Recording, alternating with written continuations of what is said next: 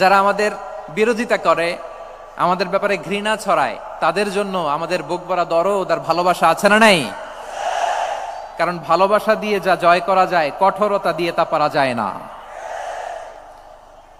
তো যারা বিরোধিতার জন্য আমাদের আলোচনা শোনেন তাদেরকে ওয়েলকাম। যারা আমাদের আলোচনা আউট অফ কনটেক্সট নিয়ে এক জায়গার মাথা আর এক জায়গার লেজ জুড়ে দেন, তাদেরকে ওয়েলকাম।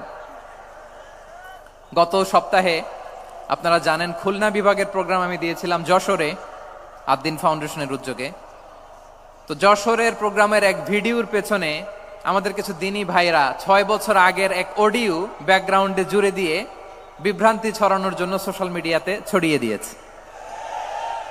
তো তাদের প্রতিও আমাদের কোনো রাগ নাই, ক্ষোভ নাই। তারা হয়তো দিনী তাকাদা থেকেই করেছে, কিন্তু তারা হয়তো বুঝতে পারে নাই এই যে রিসেন্ট আলোচনার ভিডিওর পেছনে 6 বছর আগের অডিও জুড়ে দেওয়া, এটাকে বাংলায় বলে প্রতারণা। কি বলে? প্রতারণা, ধোঁকাবাজি।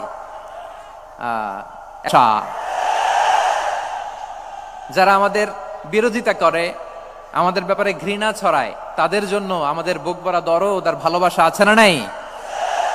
কারণ ভালোবাসা দিয়ে যা জয় করা যায়, কঠোরতা দিয়ে তা পারা যায় না।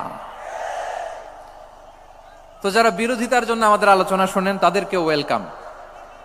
যারা আমাদের আলোচনা আউট অফ কনটেক্সট নিয়ে এক জায়গার মাথা আর এক জায়গার লেজ জুড়ে দেন, তাদেরকে ওয়েলকাম। গত সপ্তাহে আপনারা জানেন খুলনা বিভাগের প্রোগ্রাম আমি দিয়েছিলাম যশোরে আদ্দিন ফাউন্ডেশনের উদ্যোগে।